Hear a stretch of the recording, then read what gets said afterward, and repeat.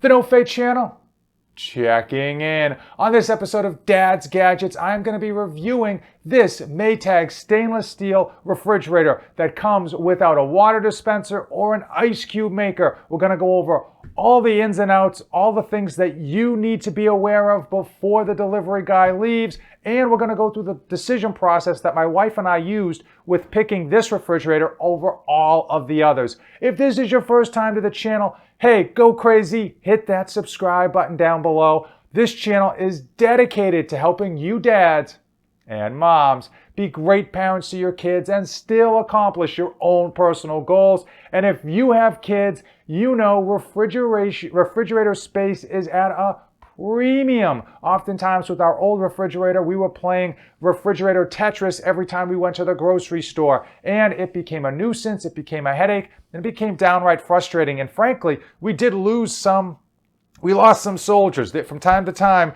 we lost some food that just ended up getting buried in the back and was only discovered after it had already gone bad. So let's get into this review. Now, this old refrigerator that we're getting rid of did have an ice maker and a water machine, but it took up a ton of space. Now, it was a great refrigerator. We got it. It was probably 8 or 9 years old when we got it, and we used it for 11 years, and it's still ticking. I'm actually going to be trading this into National Grid for a credit on my electric bill. They're going to be picking it up in a few days. But as you can see, it takes a lot of space in on the outside, and this is space that you would otherwise have on the inside. And on the inside, it actually has a large section at the top for the ice maker. And what you can't see is I actually ripped this whole section out in order to actually just use ice cubes instead of having the ice maker. It allowed me to get rid of the water line and store a lot more ice cubes. So this stainless steel refrigerator, this Maytag, I'll put the make and the model number both on the screen and in the description of this video. They are hard to come by because in 2020, demand is high and the stock is low. So when I put this order in, I did have to wait a month for it to kind of come in and get it shipped. I believe retail is $1,300. We did wait for a sale. A quick review of the thermostat. The refrigerator has 5 settings, even though you see 4. It goes 1, 2, 3, 4, and then when all are lit, that is the max setting, and you just have a 1-button touch.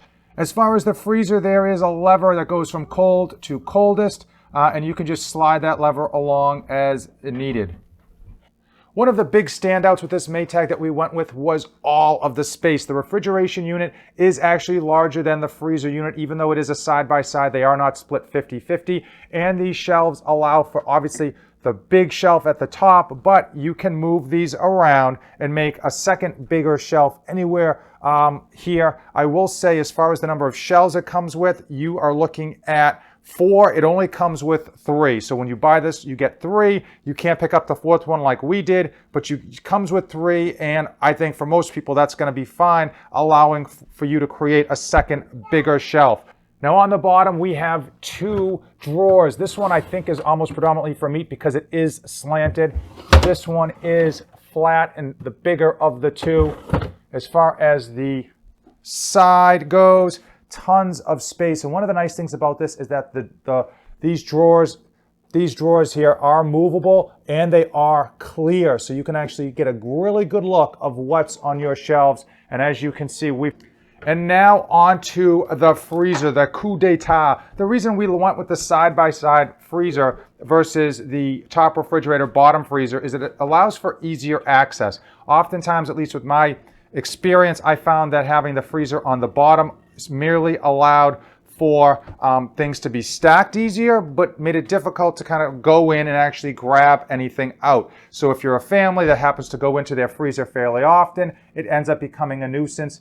And the amount of freezer space is massive. I'll show you where the water line normally goes, right back there. That's where the actual the ice cube maker would go, and it would take up all of this space here that you see that is now available to us. I will put on this screen, and I'll put in the description of the video the make, the model, the retail cost, and the energy efficiency. A couple of things to note when you have this delivered is that make sure that the delivery individuals actually level your doors. Believe it or not, when this comes in, the doors are going to be ajar. There's going to be a gap in terms of height from the left to the right door, and better they adjust it than you. Obviously, it's in the instructions, something you can do, but I found it to be a nuisance. And I will say this was, you can see there's still a little bit of a gap here in terms of height, but there was much bigger gap and a lot more give side to side. Also, I would like to make mention that when they deliver it, make sure they actually level it. The first time I had this delivered, and it was probably a good thing overall, is that it wasn't, they just dropped it off and left. They didn't level it. Obviously in 2020, people aren't looking to stay around your house more than they have to. When I went to level it, there's two wheels, one on each side, with leveling jacks, for lack of a better term, and one on the right side was actually sheared off. It was broken. I'm assuming it was done so somewhere in delivery, where the heavy-duty screw just pulled out of the wheel housing, causing it to just shear off and be essentially broken. And obviously when you buy a new refrigerator, you don't want it broken. So I had them actually replace it. It was quite the nuisance.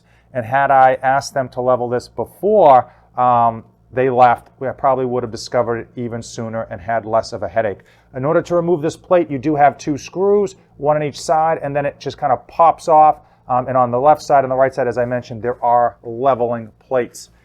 So you will just screw those tight depending on which side is on level to help it level it. But when they drop it off, make sure that they leave this as you want it and make sure that it's 100%. Definitely do some due diligence before you let them leave your house, only because of the issues found on site at the time of delivery, a lot easier to correct than ones found after the fact. Hopefully you found the review of this Maytag no water dispenser, no ice maker refrigerator informative. Hopefully it will help you decide which refrigerator to go with. After having it for 4 days, we are extremely happy, extremely grateful, but obviously we did wait quite a while and eventually just got rid of the old one, even though it was still working. If you do have an old refrigerator and it's working, call your electric company to see if they will pick it up for free and give you a credit. I am expecting a $150 credit on my electric bill in the future when they pick this up. So obviously your old refrigerator, if it's still working, does have value, and make sure that you squeeze all the value out of it that you can. If you came this far in the video, do me a favor, give this video a like. Hit that subscribe button, check in below. Let me know that you watched this video. Drop a check in and any questions you might have regarding this refrigerator in the comments below. As usual, thanks for watching, and don't save anything for the trip back.